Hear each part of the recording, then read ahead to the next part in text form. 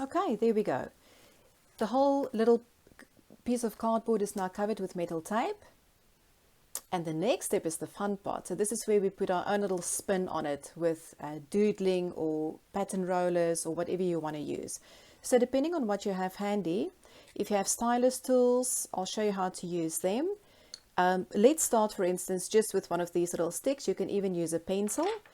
And so what you can do is, what I like to do, I'll show you on this book sample, is for every little square that I stuck, I like to just do a different pattern on there. But you can do whatever suits you. This is where you put your own spin onto things and make it your own.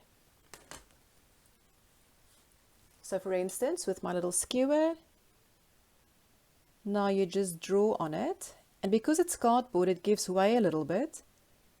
And when we paint these designs at the end of it, the paint is going to lie in those grooves. And depending on whichever color you use for your paint, it's just going to make your design stand out. Okay, so if you have a little stylus tool, you can use these little ball tips. You can see they've got different size ball tips. And so you can use them to do dots like that, or even tiny ones at the top.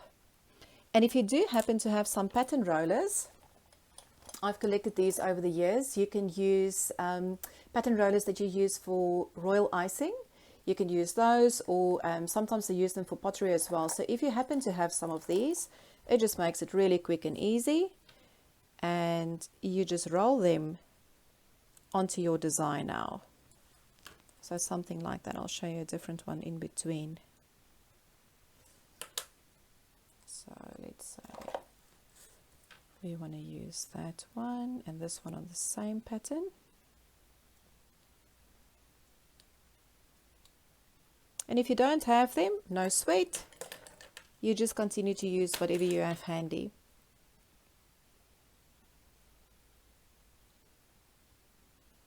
And just continue doodling your designs until you're quite happy with it.